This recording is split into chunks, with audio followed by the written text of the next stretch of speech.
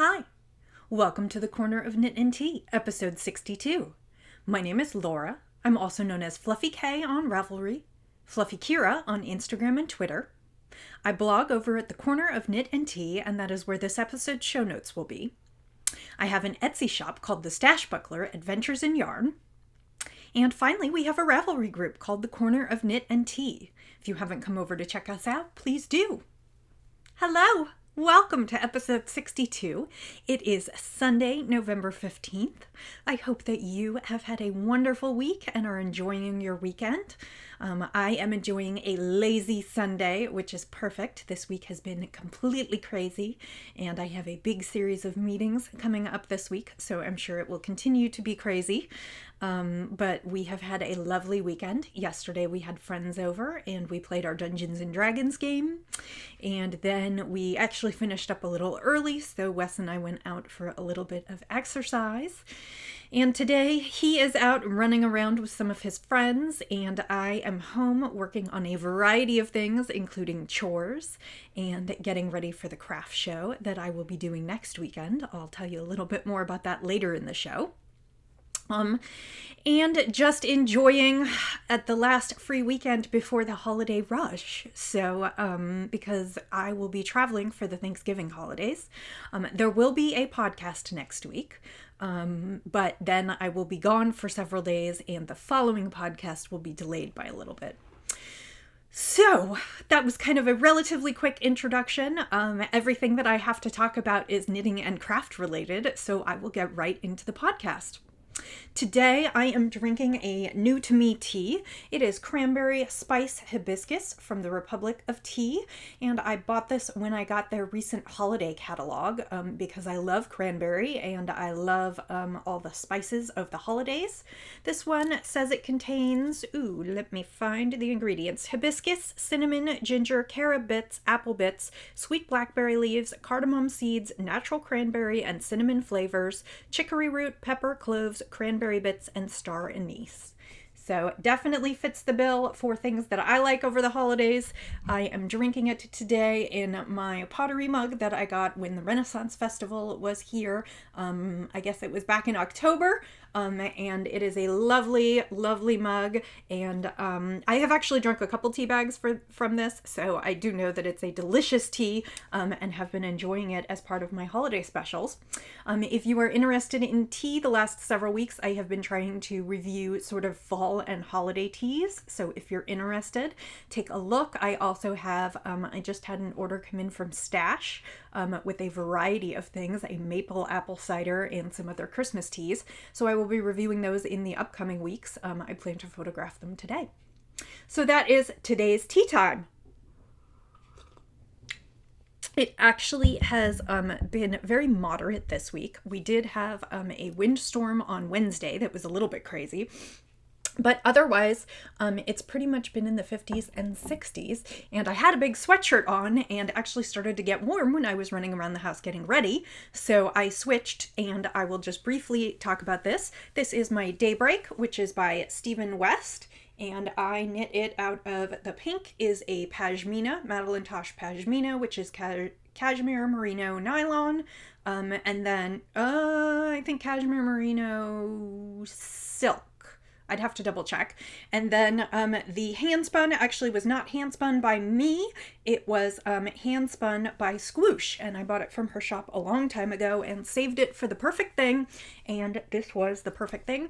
I knit this one probably a year or two ago. But I was just looking for something to match my little orange stripes, which is not that exciting and makes me look really pale and dead, but it's one of those super soft cotton shirts, and I just wanted to relax today.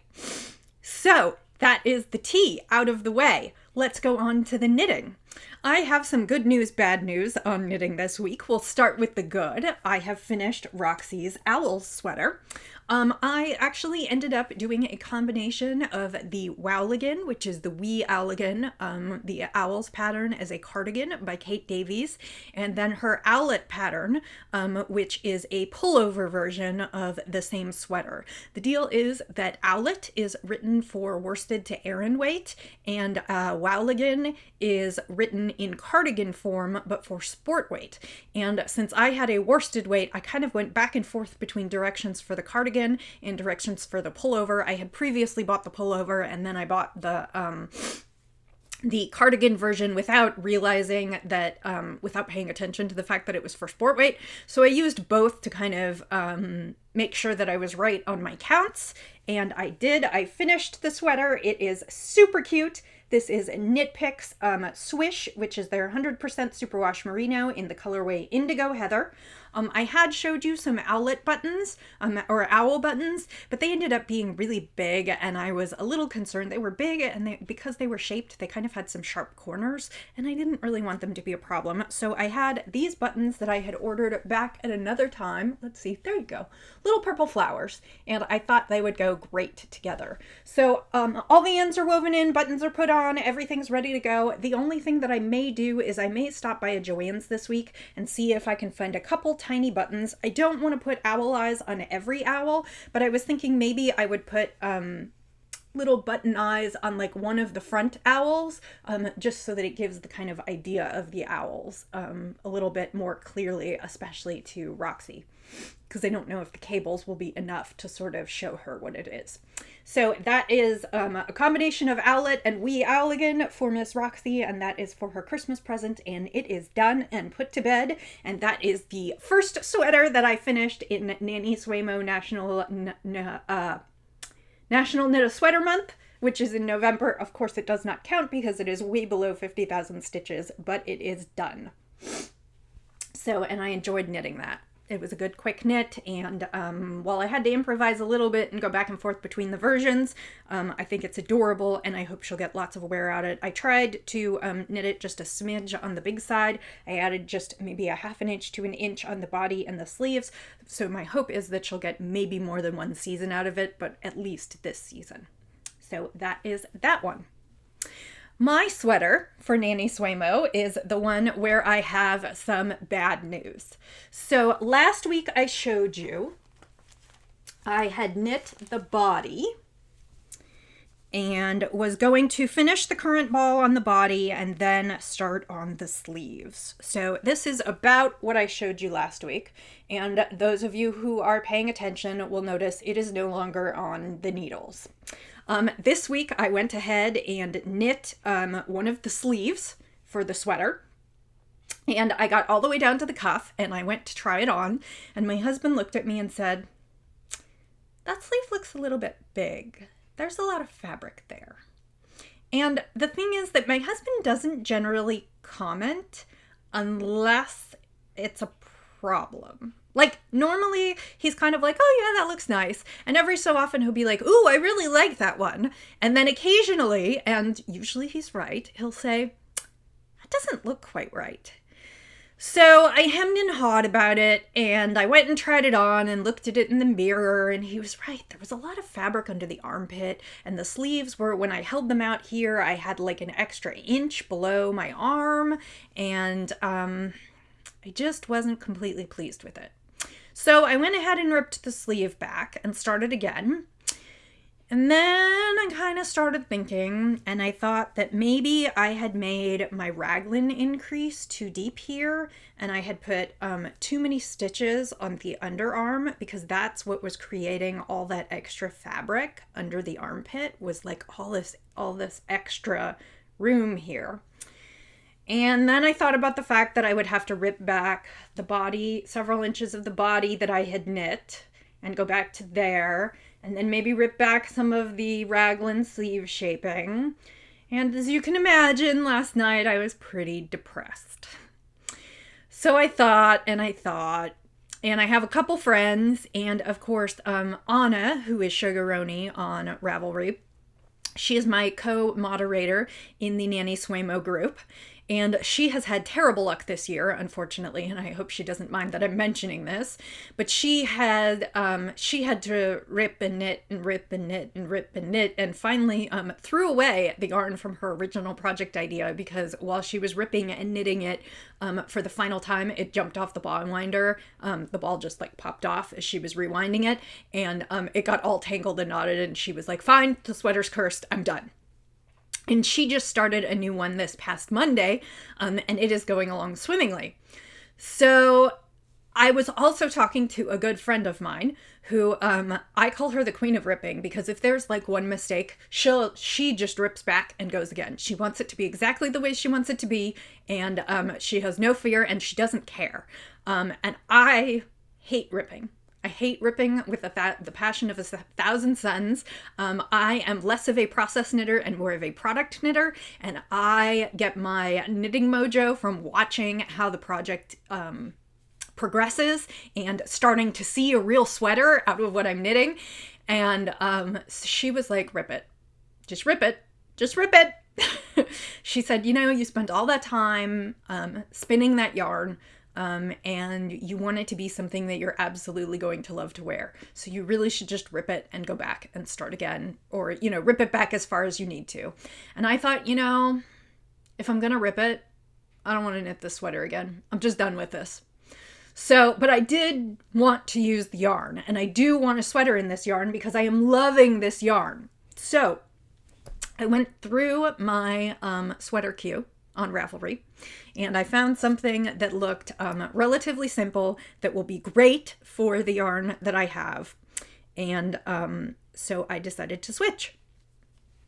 This is the Moxie pattern, M-O-X-I-E, by Amy Christoffers, and what it is it is a combination yoke and raglan top. You can see there's some ribbing up at the top, and then there's some raglan shaping to the sleeves, and then you just continue knitting the body and the sleeves. And this was actually designed for, 2 weights of yarn. She designed it for fingering weight, such that you can hold 2 colors of fingering weight together to achieve your worsted weight, and in that way you can get kind of that marled look that she has there, or you could just knit it in worsted weight. Well, my handspun is kind of worsted weight, but because it's handspun, it definitely has kind of that marled look that she was going for with it. So I think it would be a good match. And I've seen that a bunch of other people have done the same thing with their handspun. So I cast on. So again, it is a top down with yoke and raglan shaping. I still have it on the tiny needle, so you won't be able to tell that much. This is probably about 3,000 stitches that I did in the 2 hours I had last night.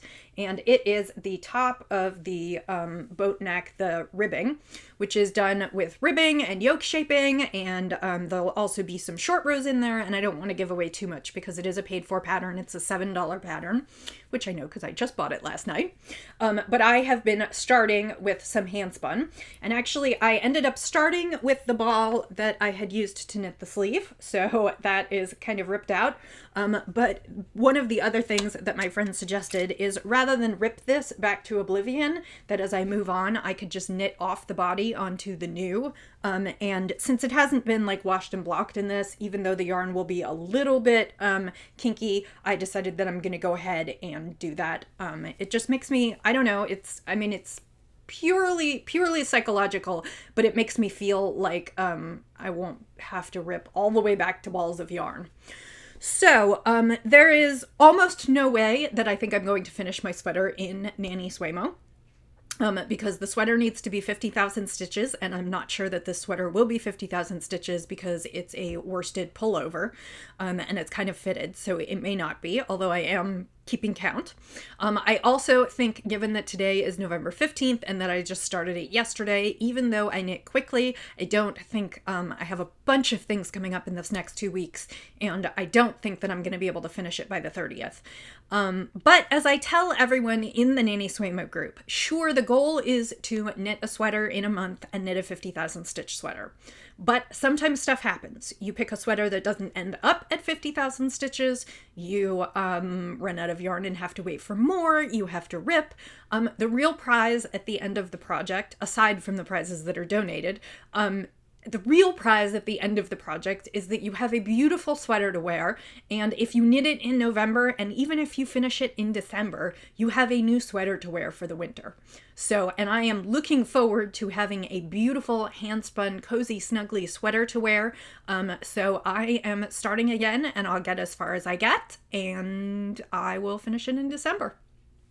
So I think that is going to take up most of this week, but that is my new NaKniSweOHNO sweater, and I'm hoping I'll get, I'm hoping I'll get 5,000 to 8,000 stitches today. I plan to just knit on this like a maniac today. I do have a few other things that I need to do, but I do anticipate having lots and lots of knit time, and I'll talk about that later as well. So this is...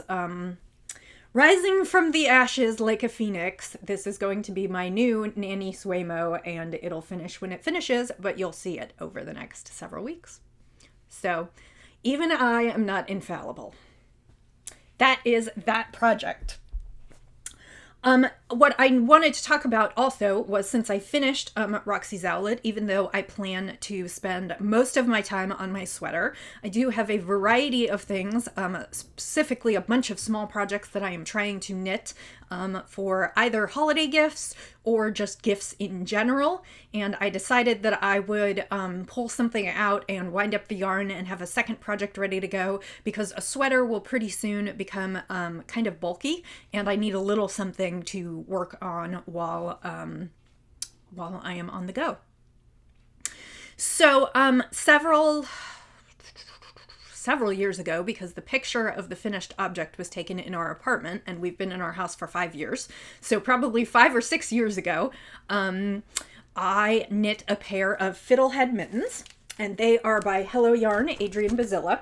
And they are some beautiful 2-color mittens, and it's kind of hard to see in this light. Well, that's not too bad. And they have a little bit of like a jacquard pattern on them.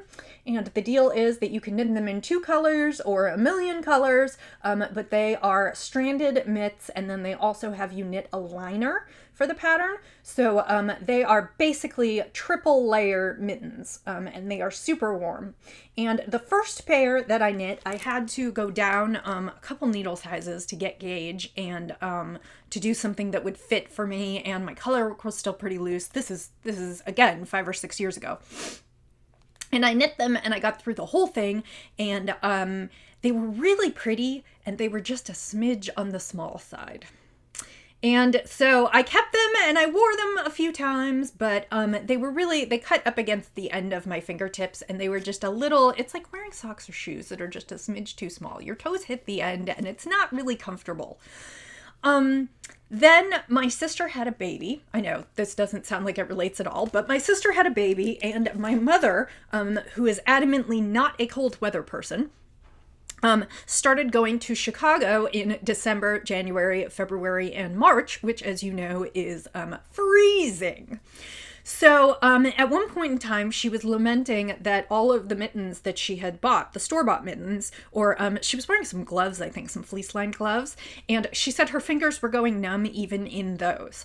And so I said, you know, I have these mittens, and I knit them, and they don't quite fit me, so here, try these. And she put them on, and because they're kind of almost a triple layer, because they're knitted in their color work, so they've basically got the 2 layers there, and then they've got the 3rd layer, and the 3rd layer I used like a kid silk haze, so it's mohair and a little bit of silk. They were super warm, and she was like, oh my god, these are amazing, I love these. So she used them all year last year, and or she used them for a while, and she pulled them out. Let's see, I gave them to her the year Roxy was born. She pulled them out last winter when she went back, and she noticed that they had some damage. And she sent them back to me and asked me if I could repair them. And I went and looked, and sadly, the bugs had gotten to them. I don't know what bugs, I don't know whether they were from my house or from her house or where, but the bugs had eaten them. And I am not the best repair person. I have a really hard time with darning and repair, and there were some pretty big sections, particularly of the color work, that had come undone. And I came to the sad conclusion that I was not going to be able to replicate them.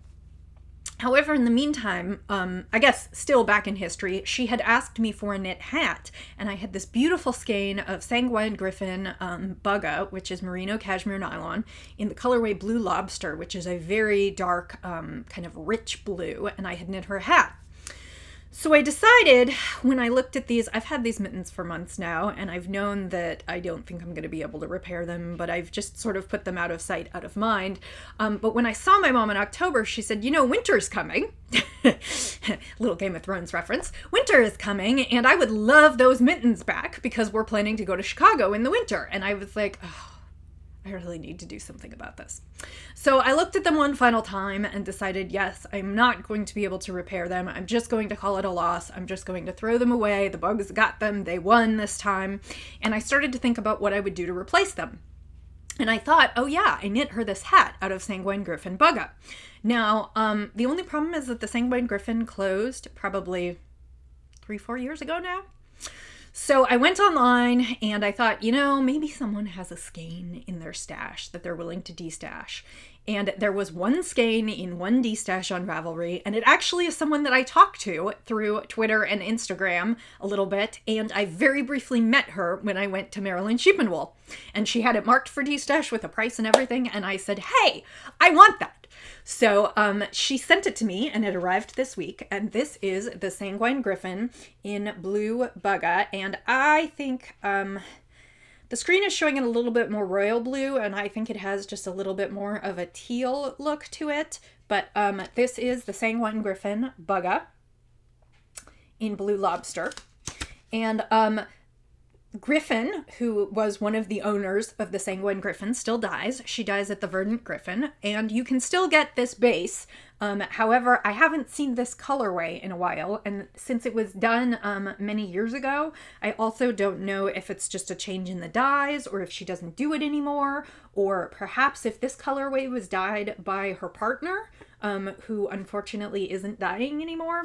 So I just don't know, but this is Sanguine Griffin Blue Bugga, and that actually right over here, it looks a little bit true to color. It's kind of a tealish.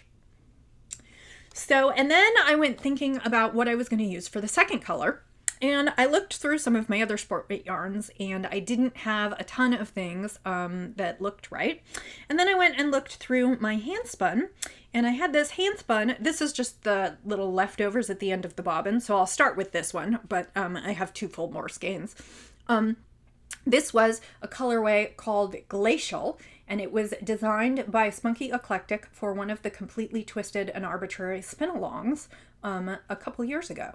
And this is Falkland, and I wish the monitor showed it better. It is this kind of pale turquoise blue, but it also has a few little pops of like yellow and green, and then almost a couple little pops of, I guess you can't, well, you can sort of see it a little bit of a lavender. I mean, it's showing up almost a little pink in there, but it's got some pops of color, and I think these two are going to be amazing next to each other. So my plan is to knit the main color in the Bugga and then use this for the kind of scrollwork designs on it. And so I'm going to wind these up after I podcast today, and this will be my second traveling project.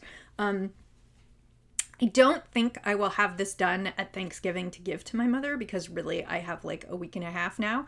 But my plan is to get these done in time for Christmas, because her first trip to cold weather climates is after the first of the year. So if I get these done by the end of December and send them off to her, we should be good. And I think I'm going to find maybe a muslin sack and some lavender to package it with, and hopefully she'll keep it in there, and that will eliminate the bug worry.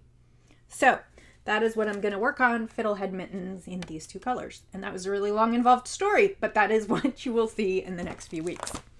So that is the next project on the needles, and then I have a few smaller projects, but I will either talk about another one of them next week, or you'll see some of them in the beginning of December, I suspect. So let's move on to spinning. Last week I showed you a beautiful braid of Finn from Southern Cross Fiber, and the colorway was Breeze, and I finished it. It is purples and pinks and some lavenders and some pale pinks, and then some browns with a little bit of tan. And this came out beautifully. It will hit the shop later tonight. I think this is a fairly color accurate picture. It is probably a sport weight, and actually I can tell you how many yards. I meant to do the calculations beforehand, but let me do them right now.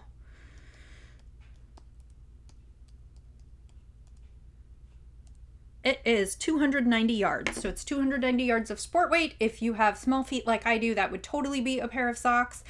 These would also be great mittens. Finn is not super rough. I mean, it's not, I probably wouldn't wear it around my neck, but, and this is pretty soft Finn, but Finn is a good outerwear wool. It wears really, really well, which is why it would make great like boot socks, or mittens. I think either of those would be absolutely beautiful. So that will be going up in the shop this week, which brings me to a note about my shop.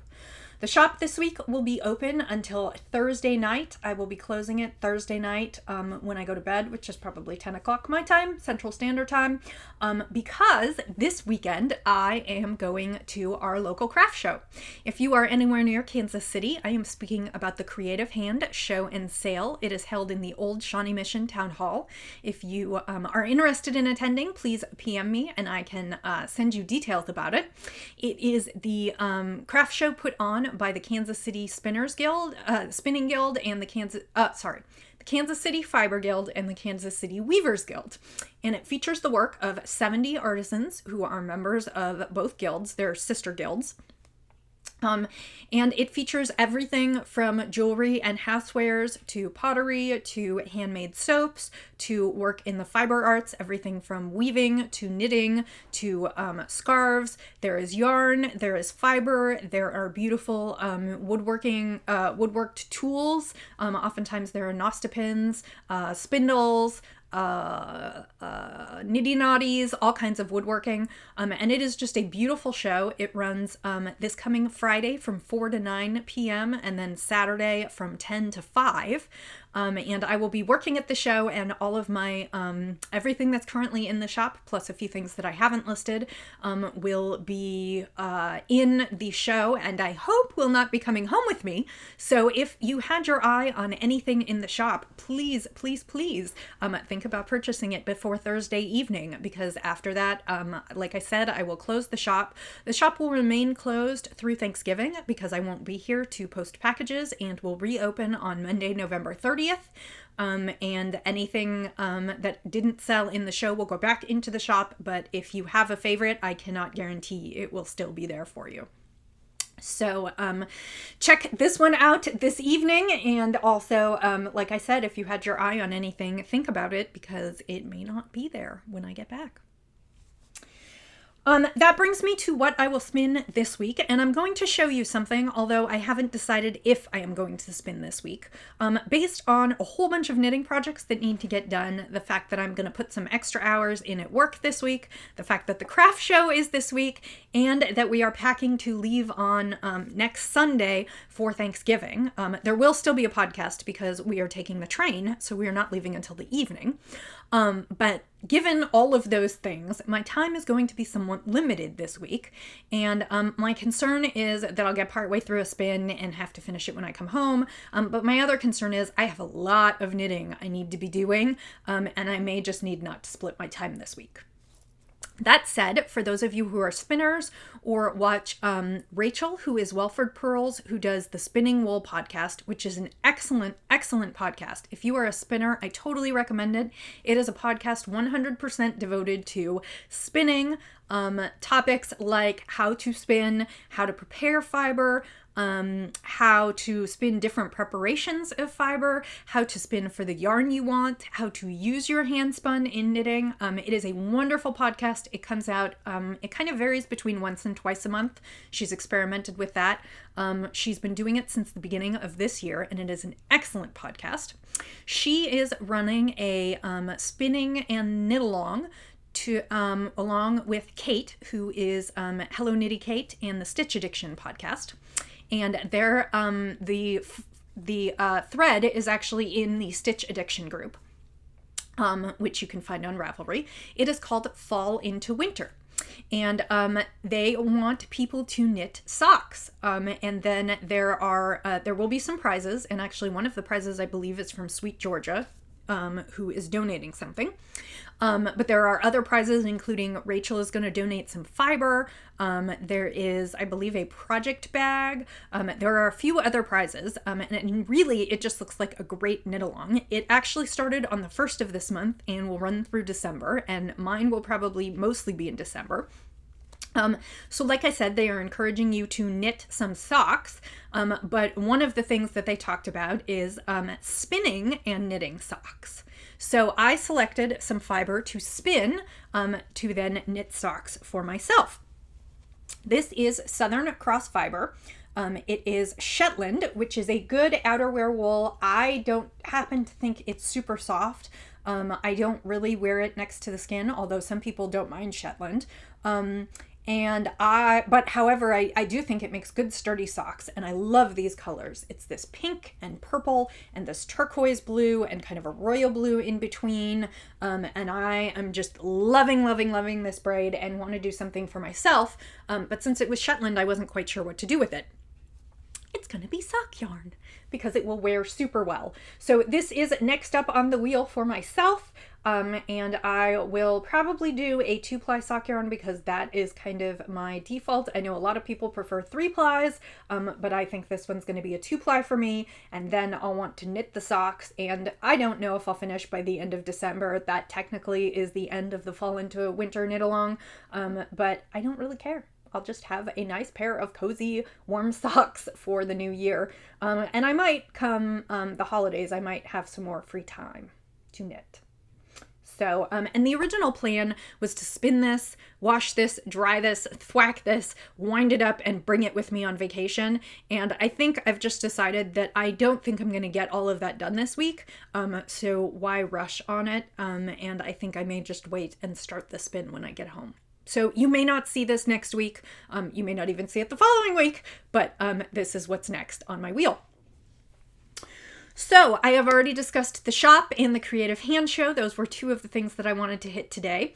A final note is that I have my own knit-along going in the Corner of Knit and Tea group. It is the Gift-A-Long. The rules are pretty simple. It's anything you knit between November 1st and December 31st, and it must be a gift for someone other than yourself. It does not have to be a holiday item. It just can't be for you. So if you're doing your holiday knitting gift items anyway, go ahead and throw them in there. If you're knitting your children or your husband or whoever new winter accessories, even if it's not a Christmas present, go ahead and throw it in there. Like I said, anything that is not for yourself. Whips are okay. You should do at least probably 50% of the knitting work. I don't want you just weaving in ends on something and calling it a finished project, but do at least a portion of the work in December and you're good to go. There is already a thread for finished objects. It's a no chatter thread, so you can post as many times as you have finished objects. Also, I have been asked if I care whether you double, triple dip with all the other knit-alongs. Absolutely not. Go enter yourself for as many prizes as you think you can possibly get. Maximize your crafting time and hit as many as you possibly can. This week, actually last week, but I'm really, okay, so Instagram has private messages. Did you know that? I did, but I wasn't really paying attention. And unfortunately, I had a couple messages sitting in my Instagram box that were like a week and a half old. And to both of the people who sent me those messages, I do apologize. I wasn't paying careful enough attention. And your offers were so lovely that I feel triply bad for forgetting to check those. I was contacted by 2 people this past, 2 weeks ago, asking if they could donate prizes for the gift-along. And I said, of course, that is such a lovely idea. So the first one came this week, so I'm going to show it to you. The second one has not come yet because it is coming from further away, but I will show that to you as soon as I receive that. The first person to contact me was Mission Knit Possible. Designer and creator. This is his card, and that is Drew Sumwalt. I hope I pronounced that right. And he is Mission Knit Possible pretty much everywhere. Ravelry, Twitter, Instagram, and he is Knit Possible Creation on Etsy. And he has been doing all kinds of beautiful things. And he sent me a couple things. Well, first he sent me a couple things for me, which was so lovely. Thank you, Drew. You really did not need to do that. Donating a prize was was above and beyond what I expected. However, Drew sent me these beautiful stitch markers. They're just gorgeous. They're beaded and they look like they're on silver rings, and he has such cute packaging. I really like this. They just are a little stand-up package with his logo, which I also love. And then because Drew knows me, you think? He sent me some Redbud Tea Company mint green tea from Indiana in this cute little tin. And I love the tin, and the tea smells fabulous. I'm going to drink some this week. I refrained so that I could show it on the podcast, although I guess I could have showed it without. But this little tin is awesome. I'm going to use it to hold the stitch markers you sent me, Drew, because it will hold all kinds of little itty bitty notions that I need to go places. Very excited. So thank you, Drew. However, you're probably wondering what he sent for you all. One lucky winner will win these beautiful silver stitch markers. They are in a variety of sizes, as you can see, and they look like pounded silver. They're beautiful. And again, they're in his cute little packaging with his great logo. But the other thing that he sent, which is beautiful, and I will take it out of the bag just to show you, he sent a pounded silver shawl pin. And it is a circle, and then you've got the pin to go through your shawl.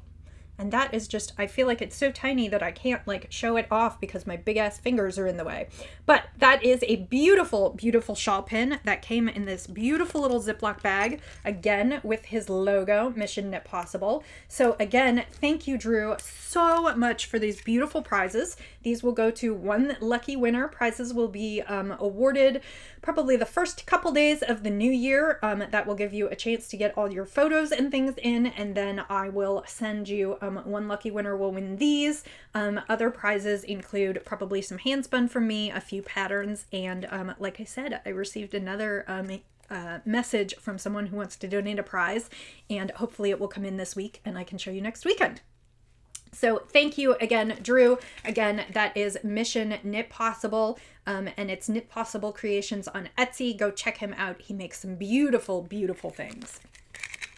So that is the end of this podcast. Wow, I went on for a while today. I had lots to talk about my knitting mishaps and various other things, so I hope I wasn't too chatty for you. I hope that you have a wonderful week coming up and that you are enjoying your crafting, and I will say, as I always do until I see you again, happy knitting, happy spinning, happy sipping, and I'll see you next time. Bye.